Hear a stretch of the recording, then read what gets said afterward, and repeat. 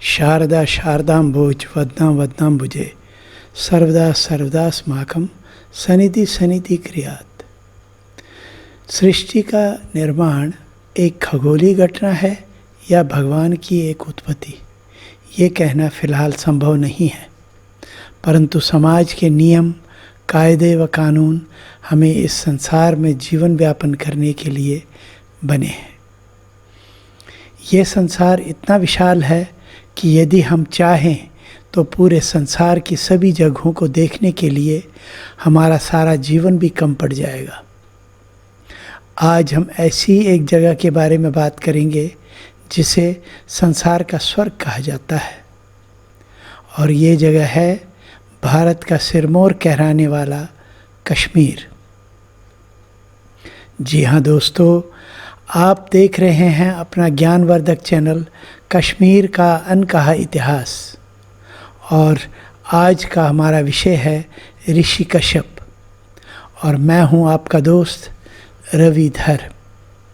यदि आपने अभी तक हमारा ये चैनल सब्सक्राइब नहीं किया है तो कृपया सब्सक्राइब करें और बेल आइकन दबाकर हमारे आने वाले वीडियोस का भी आनंद लें। संस्कृत में कह का अर्थ होता है पानी, और कह का अर्थ मुखिया यानी प्रजापति भी होता है, और ऋषि कश्यप जिनका स्थान सप्त ऋषियों में भी गिना जाता है को प्रजापति कश्यप के नाम से जाना जाता है।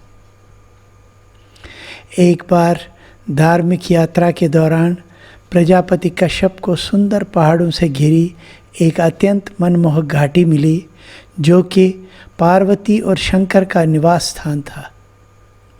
चारों ओर ऊंचे ऊंचे देवदार के वृक्षों के अलावा फलों व फूलों से लदे वृक्षों का मन को मोहने वाला दृश्य, ऊंचे ऊंचे पर्वत शिखर सफ़ेद चादर लपेटे स्वर्ग का सा एहसास कराती थी। परंतु पूरी घाटी पानी से भरी हुई थी और पहाड़ी चोटियों को लगभग सभी स्थान जलमग्न हो गए थे।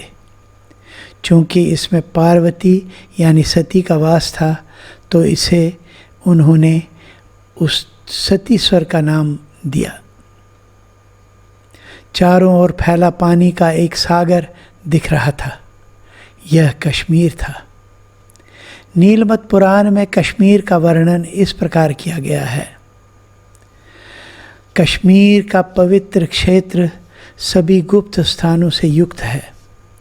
वहाँ नागों का सुरक्षित झीलें और उनसे जुड़ी पवित्र पर्वत, नदियाँ और झीलें, मंदिर और आश्रम हैं। केंद्र में वितस्ता बहती है। वितस्ता सर्वोच्च देवी जो स्पष्ट रूप से हिमालय से पैदा हुई है। दक्ष प्रजापति की 13 पुत्रियां थीं। प्रजापति कश्यप का दक्ष की इन 13 पुत्रियों से विवाह हुआ, जिनके नाम इस प्रकार थे: आदिति, दिति, कद्रु, धनु, अरिष्ठा, सुरसा, सुरभि, विंता, ताम्रा, क्रोधवशा, इरा, विश्वा और मुनि। और उनमें से दिति और आदिति बहुत प्रचलित हैं। दिति ने दैत्यों अर्थात राक्षसों को जन्म दिया, और आदिति ने बच्चों को देवता कहा जाता है। दिति और आदिति में श्रेष्ठता की प्रतिद्वंद्विता थी। इस प्रकार दोनों शत्रुओं जैसा व्यवहार करते थे। यही एक कारण है कि दैत्य और देवता सदा एक दूसरे के आमने सामने रहते थे। प्रजापति कश्यप के पुत्र भी थे, जिनमें गरुड़, नीलनाग, वामन और सूर्य प्रसिद्ध हैं। गरुड़ भगवान विष्णु के वाहन बने और नील नागों के राजा। वामन भगवान विष्णु के अवतार और सूर्य देव के अवतार बने। 2 जातियां नागों और पिशाचों की पूरी आबादी यहाँ पर निवास करती थी।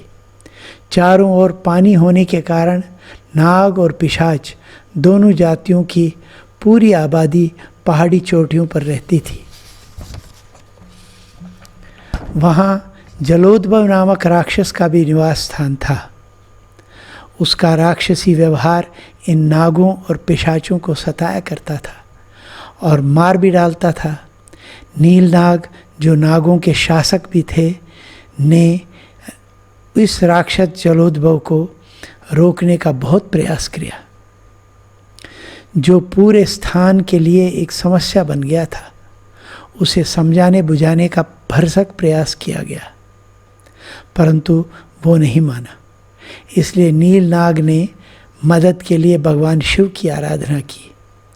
भगवान शिव ने मदद तो की, परंतु चारों तरफ पानी होने के कारण जलोद्भव को हराने में असमर्थ रहे।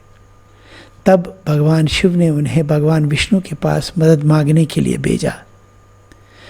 वैसी ही परिस्थितियां उनके साथ भी रही।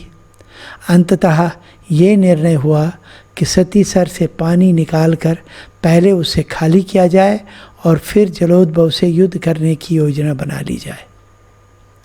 तब प्रजापति कश्यप की मदद से वराहमुल्ला, आजकल जो बारामुल्ला कहलाता है, की घाटियों के मध्य से पानी को कम करने के लिए एक आउटलेट बनाने में वे सक्षम हुए और कश्मीर अस्तित्व में आया। नीलमत पुराण के एक श्लोक के अनुसार कह को प्रजापति कहा जाता है और कश्यप भी प्रजापति है। उनके द्वारा निर्मित इस देश को कश्मीरा कहा गया जाएगा। नीलमत पुराण में एक अन्य व्युक्ति भी है। कह पानी यानी जल, शिमिर यानी सूखना, इसलिए कश्मीरा का अर्थ हुआ जल सूखना। दूसरा कह यानी पानी, समीरा यानी हवा। इस प्रकार कश्मीर का अर्थ है वह भूमि जहाँ से हवा द्वारा पानी निकाल दिया गया हो। कुछ भारतीय और पश्चिमी इतिहासकारों का एक और संस्करण है कि पानी कम होने के बाद यह भूमि कश्यप मेरु के नाम से लोकप्रिय हो गई। मेरु का अर्थ होता है पर्वत, इसलिए इसको प्रजापति पर कश्यप का पर्वत भी माना जाता है। मेरु के कुछ अन्य अर्थ भी हैं, जैसे मंदिर का शीर्ष, और मेरु का अर्थ जपमाला भी होता है, यानी कश्यप मेरु, और यही शब्द अपभ्रंश होकर वर्तमान कश्मीर बन गया। नीलमत पुराण में लिखी परिभाषा की तुलना में ये परिभाषा इतनी उपयुक्त नहीं लगती। कश्यप के नाम का उल्लेख लगभग सभी पुराणों, अथर्ववेद, रामायण और महाभारत के अतिरिक्त लगभग सभी प्रमुख प्राचीन सभ्यताओं, यहाँ तक कि ग्रीस और तुर्कमेनिस्तान तथा बौद्ध धर्म ग्रंथों आदि में भी मिलता है। इसके अतिरिक्त कश्यप संहिता एक आयुर्वेदिक ग्रंथ है जो बाल रोग, स्त्री रोग और प्रसूति विज्ञान पर आधारित है। यहाँ तक कि आचार्य अभिनव गुप्त ने भी अपने रस सूत्र में प्रजापति कश्यप की व्याख्याओं का उल्लेख किया है। इस प्रकार प्रजापति कश्यप हम सभी के पूर्वज हैं। हम उन्हें करबद्ध नमन करते हैं।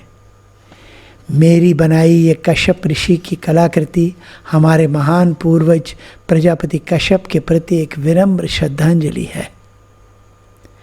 आपको हमारा ये वीडियो कैसा लगा कमेंट बॉक्स में अवश्य लिखें, और तब तक जय हिंद, वंदे मातरम।